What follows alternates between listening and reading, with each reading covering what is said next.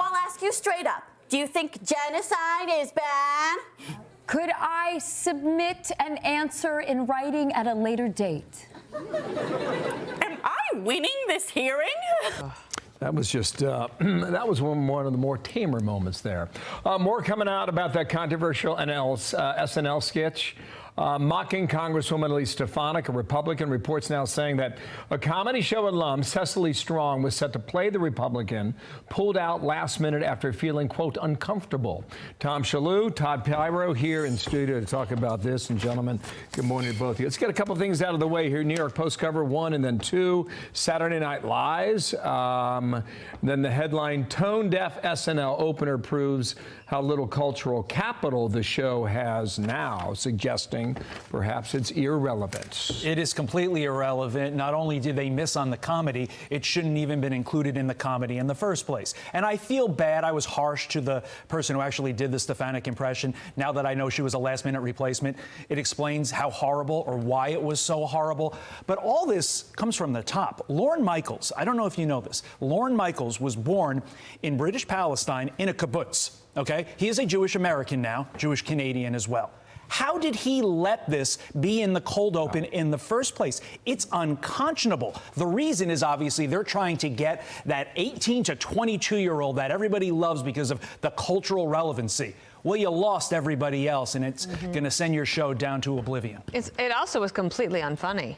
You know what? But that's the barometer for it. Elise Stefanik, I love her, okay? And they treated her unfairly in this sketch. She called for an apology. No apologies.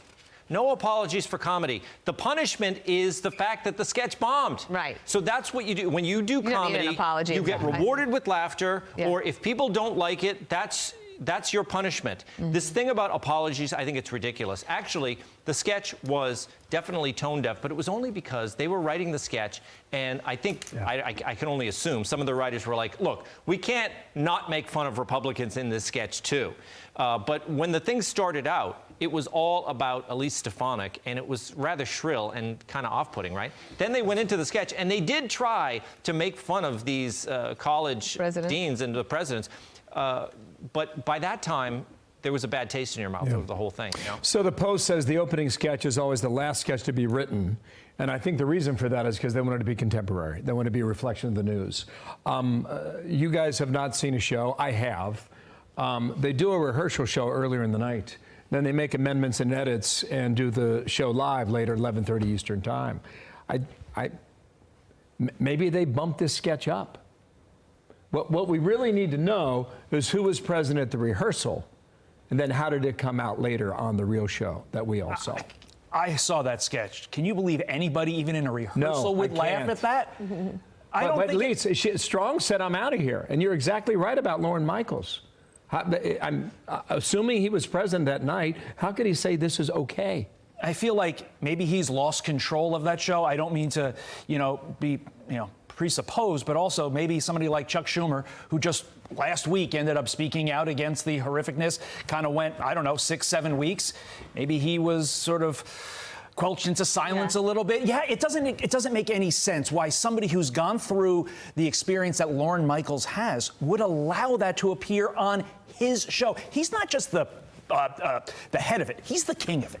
Tom, do shows like SNL, do they care about criticism like this? Well, the thing I disagree with about the Post, they said this shows that this, the cultural significance of the show is in the past. I don't think so. We're still talking about it. They put a sketch on there. The sketch bombs, and everyone's talking about it for days, and people are asking for apologies, and politicians are quoting it. I agree. I think the show still has cultural power because... So how do they come back this week? Well, we'll see. I mean, maybe they'll poke fun of themselves. Maybe they'll... You know what would be great? If they did a little writer's room thing, and they poked fun of the writing process. Yes, self-deprecating humor. Yeah. Here's a way they could sort of gain a lot of good attention for themselves.